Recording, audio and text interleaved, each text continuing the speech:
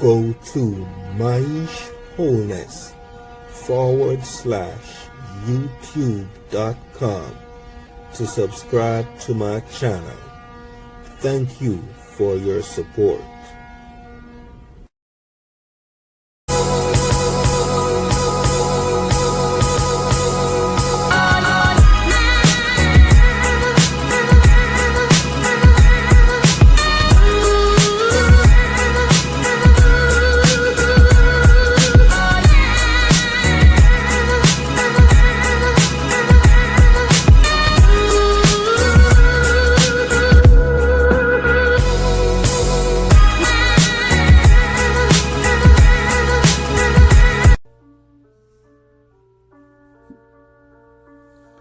Hello everyone, welcome back to my channel. I'm your host Maish Wholeness, and today I want to give you a few updates on what to ask your landlord when looking for a place to live. All these things are entitled to be in writing on your lease agreement, but not everyone take the time out to read the small prints that may be more important than even the large typings.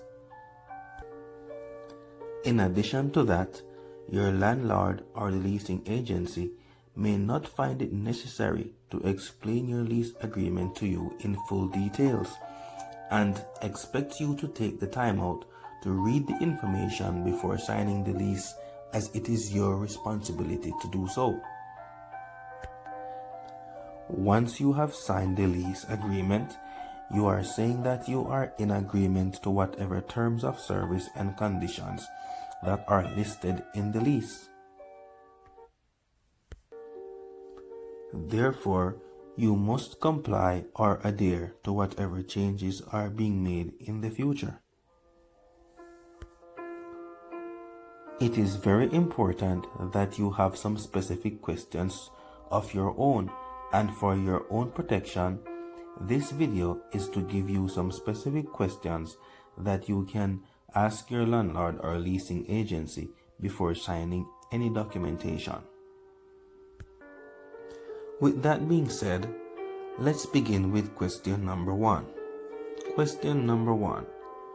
How do you handle emergency repairs?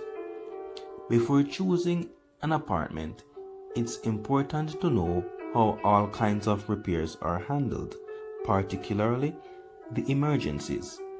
What will happen if you have a burst pipe at midnight on a weekend or in the middle of the week that needs to be handled as soon as possible? Question number 2. Under which circumstances will my security deposit not be refunded? Not cleaning the apartment sufficiently could be enough for the property manager to withhold a portion of your security deposit. A good rule of thumb is that, with the exception of normal wear and tear, the apartment should be left the way it was when you moved in if you want to get the full deposit back.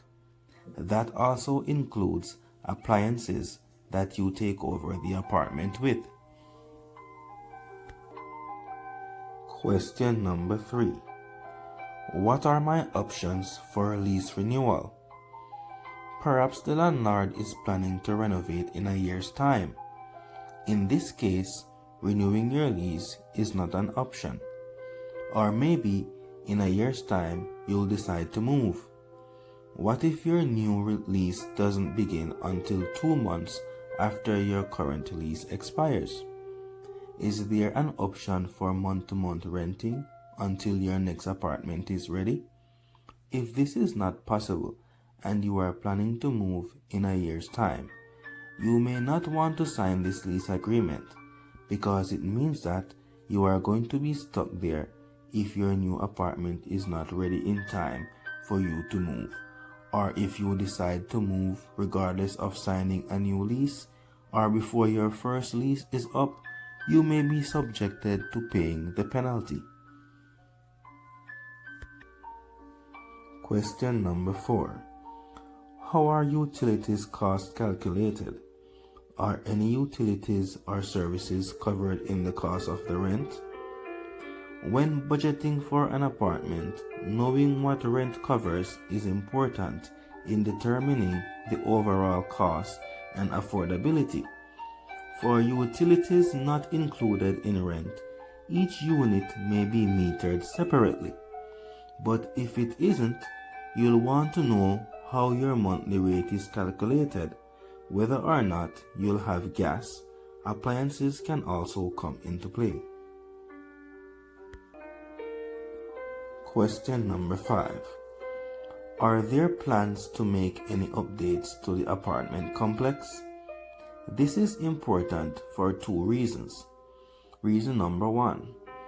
If improvements are being made, then you may have to deal with construction. And reason number 2. Updates could add to the amenities, enjoyment, and appeal of your apartment. This could mean raising your rent in the future, or maybe not. Either way, you would want to know. For example, if you are living at a place where it is hot all year round, the landlord may decide to install a swimming pool and charge additionally for pool maintenance. Can you afford to pay more for rent if the updates should require additional costs? All these need to be discussed prior to you moving in. Question number 6. Can I make changes to the apartment and will there be costs involved? Now this question is also very important, especially if you are the kind of person who likes to decorate and add your own personal touch to your environment. Putting your own personal touch to an apartment can end up costing you at some complexes, while others won't mind as long as you put things back in place the way they were when you first move in. Question number 7. Can I sublet the apartment? And if not, what is the penalty for breaking my lease? You never know when your job or personal life could require you to move on short notice.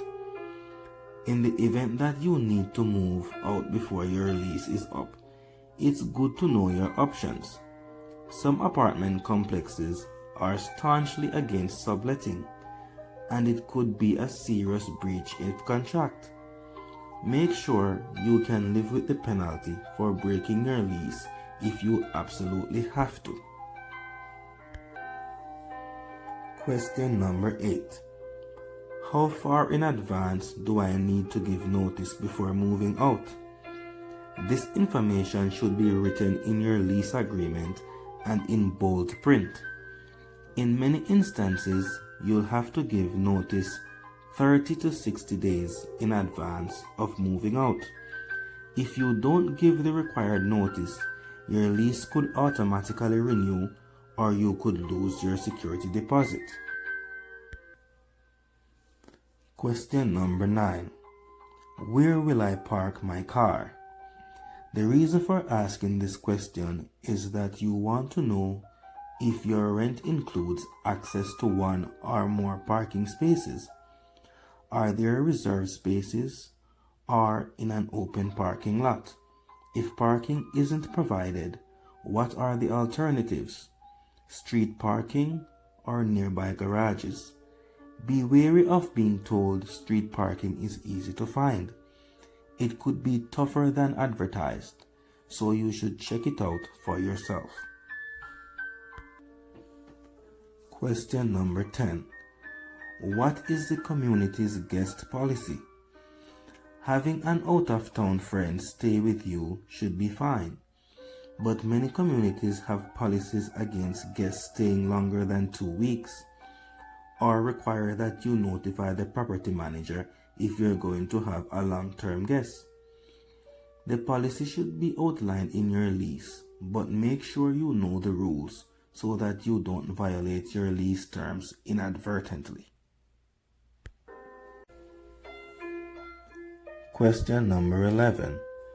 Under what circumstances will you enter my apartment without notice? You may not own the apartment, but that doesn't mean the community employees should be able to enter your home anytime they please. In most instances, the property manager or lease agent should give you notice prior to entering your apartment, and legit complexes will be upfront about what circumstances warrant them entering an apartment. You may also want to consider safety here. For example, does the landlord require background checks for those employees who have access to your apartment? As not everyone can be trusted. Question number 12. How do I pay rent, and how are late fees assessed? These days, nearly every complex has at least one electronic option for paying rent, but there may be convenience fee from $1 to $5 for doing so. It may make sense to pay with a handwritten check delivered to the leasing office or mailed to the landlord. In that case, make sure you understand exactly when the landlord imposes a late fee. For example, 3 days, 5 days, or even 7 days after the rent is due, and how much is that late fee. And last but not the least, question number 13. Are all these information to the topics that we spoke about written in the lease agreement? If not, ask your landlord, can you please put this information in the lease agreement before I sign it? Then check to see if all the information is there and it is written down correctly. There's a lot of ground to cover before you sign a lease, and plenty of questions to ask before renting. If you want to protect yourself and prevent a lot of misunderstandings once you move in, it's crucial to pose these questions when hunting for apartments.